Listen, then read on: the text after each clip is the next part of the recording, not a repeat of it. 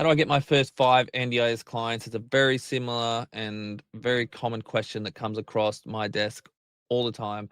Uh, People are sold into this sector that you can have a dream life, you can help people, and you can get paid for doing it, and it's really easy. All you have to do is become a registered NDIS provider and you'll get a heap of clients.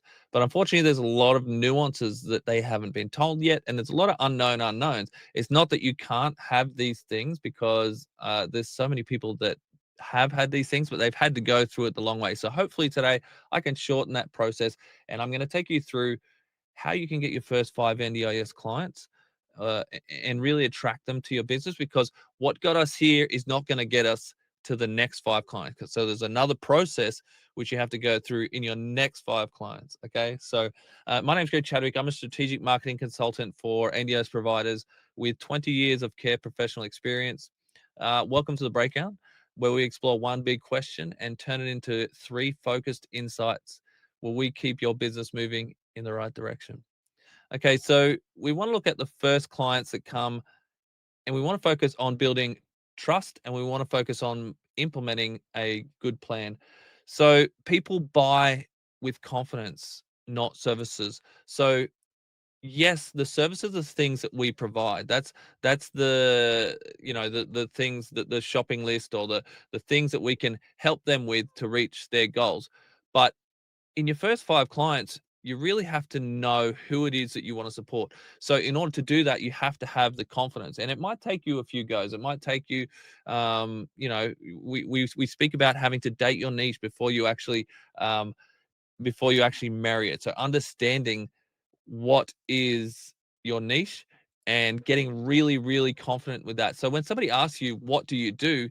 You're not stumbling, I'm not sure. Yeah, cool. I provide SIL and community access. And yeah, we can do these sorts of things.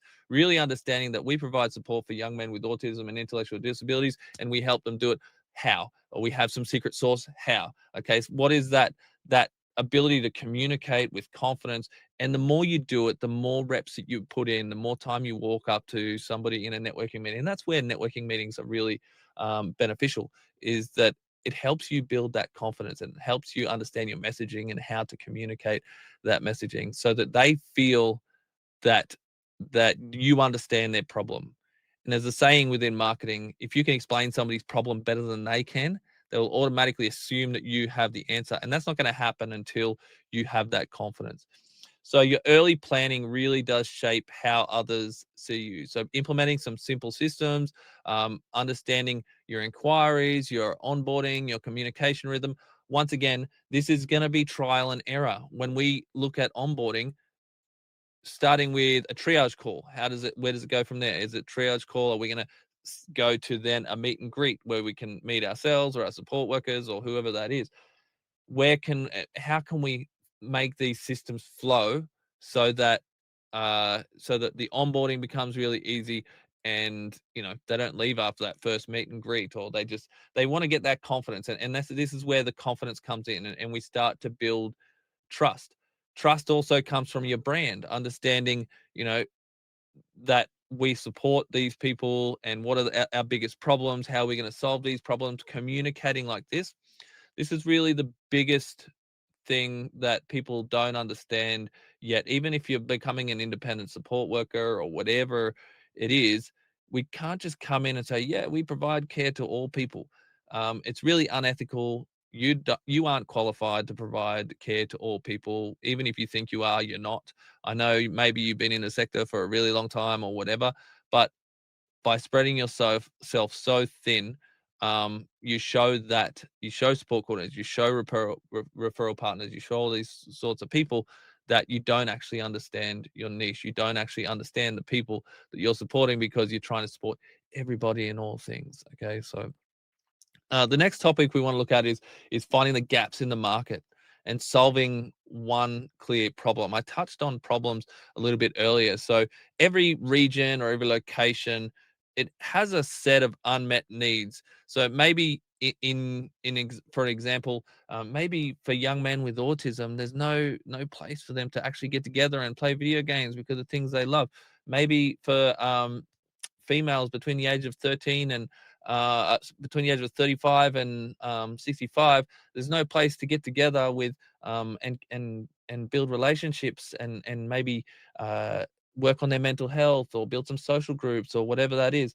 Um, use an example from real support, fishing, people who love fishing. Find the gaps in the market that people love. We always look at young boys, they love with autism, they often have that need for trains or these sorts of things. So find those gaps in the market. We had a conversation with an occupational therapist not too long ago, and she mentioned that there was a gap in the market between what they do, because they can only really do so much, and then they send them off and say goodbye. But if they could have a connection, if you could have a connection with that OT and a relationship, so that every time they go back to that appointment, there's a real relationship, and we're looking at some life admin, or what have you guys worked on? We're going to actually bring it out and help you work on that sort of stuff as well. Maybe it's employment, helping people get into employment. Maybe it's dating.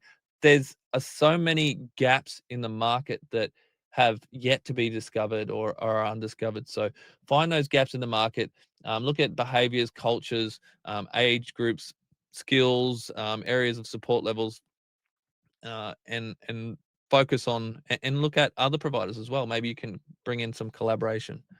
So focus on one problem and be known for solving that problem. So we spoke about problems really briefly, but understand those problems and be known for it.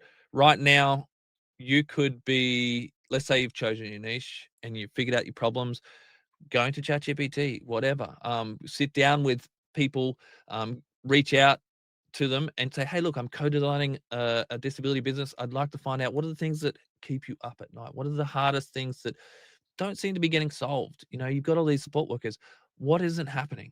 Sit down with them. I'm just doing some research, trying to find some gaps in the market. Sit down with your target audience and build that relationship as well. And who knows, you could actually probably get some clients out of that.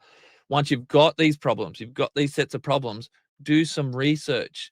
Have you sat down, really look at yourself and say, have I sat down and done 2 hours worth of Googling? I know it seems crazy, or 2 hours worth of AI, whatever it is. So AI will give you some websites, go away, look at those websites, read some studies, know some statistics, so that when you go into these, you can walk in with confidence and say, from my example, 95% of people read reviews before they um, actually want to buy anything in this world. So we want to focus on building social proof and building reviews. So that's from my example as a web designer, as someone who's into digital marketing, whatever. Know some statistics. Know, how many people suffer from mental health? How many people suffer? How many females or males suffer from mental health every day? Or what are the deaths like? And all that sort of stuff, so that you can communicate the pain points and the problems better than or that what they can, so that they automatically assume that you have the answer.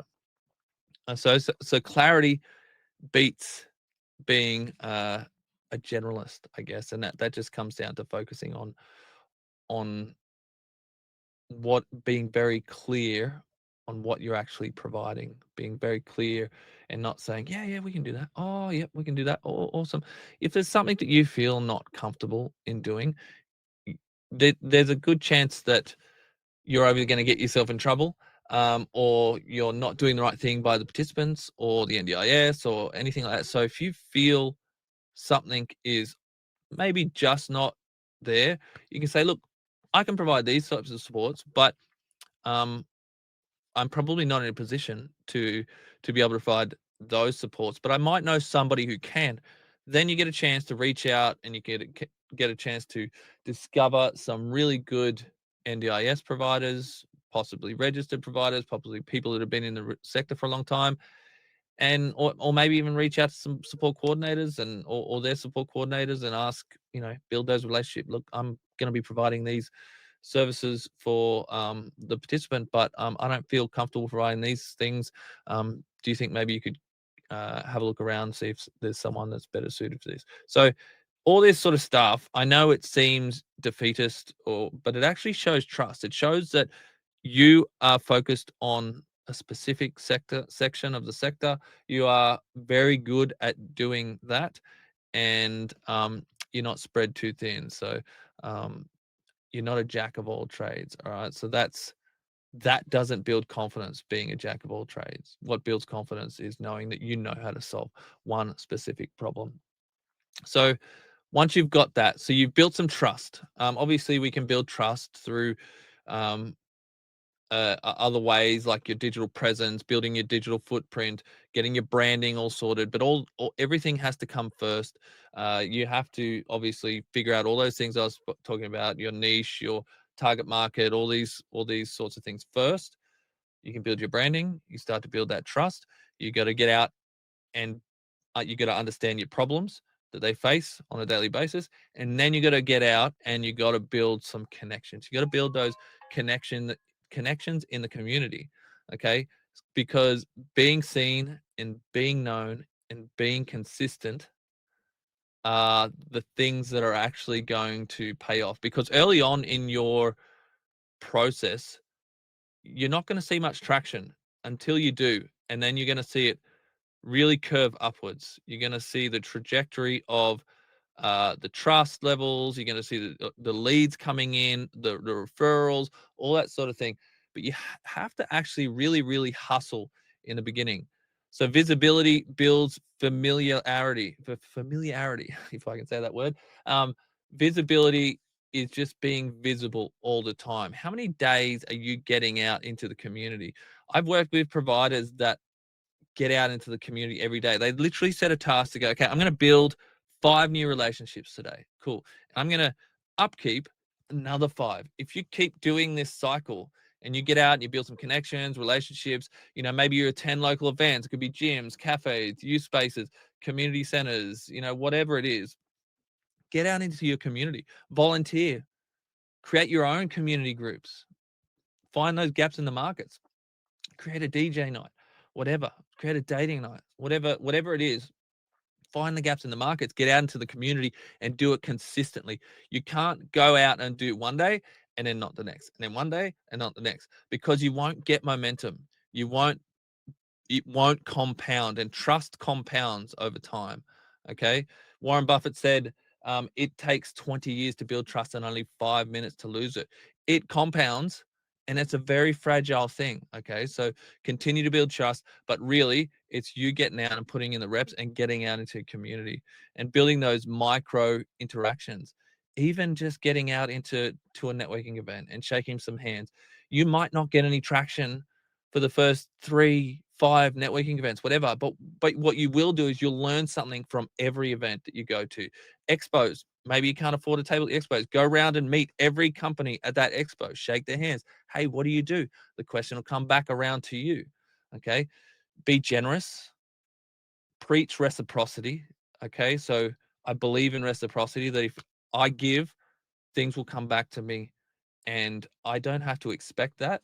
I just believe that as a universal belief, that if I give good out into the world, if I go out and put back to my community and I provide value, you are going to figure out and you're going to refine your offers. You'll test some pitches, you'll test some things, you'll learn some stuff, you'll fail a whole heap of times, and you'll come back and you learn.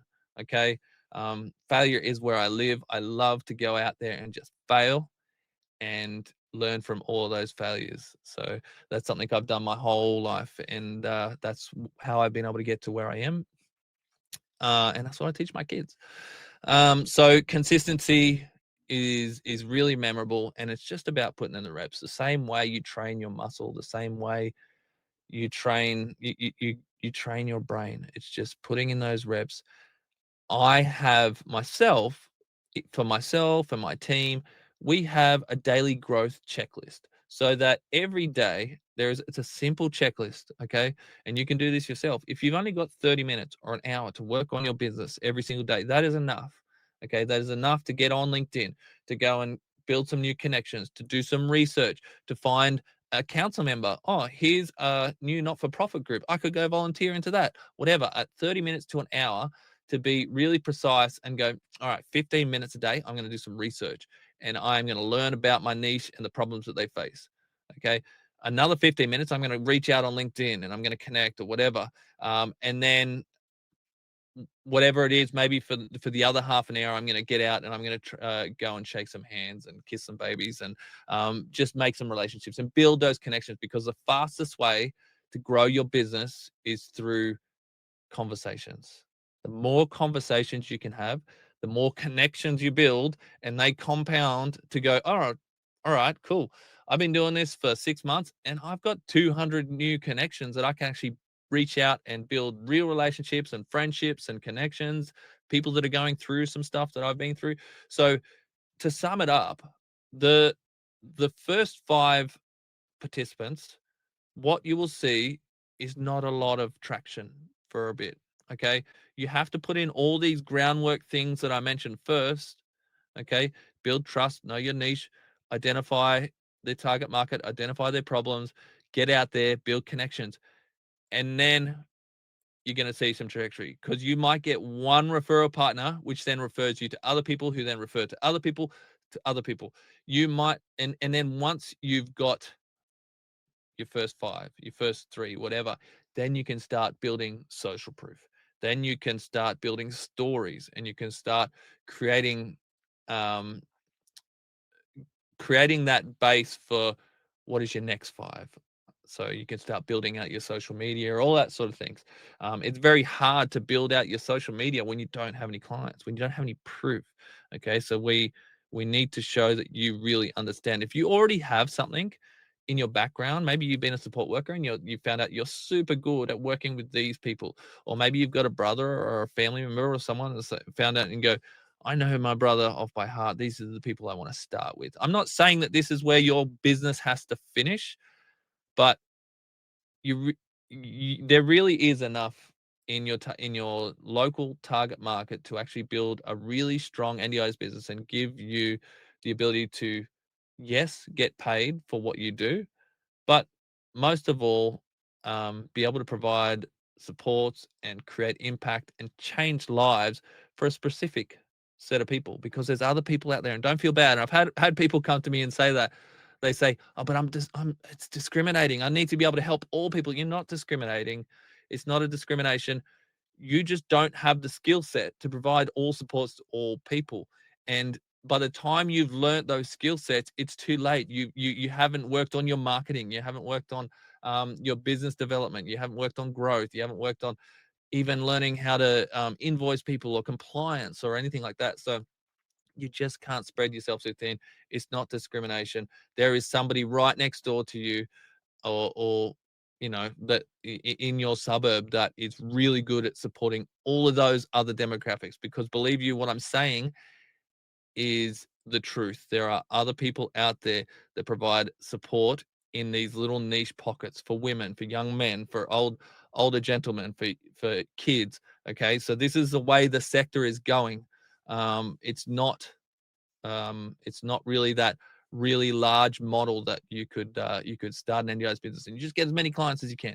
And I don't think that is a healthy model either. I think participants are getting much better support now that we are going in this direction. So hopefully this has been of value to you. If you have got any value at all, please like, comment, subscribe wherever you see me. If you'd like a copy of my Provider Accelerator Masterclass, please find me on Facebook, LinkedIn, email, wherever it is. Thank you so much for your time, and I'll see you in the next episode.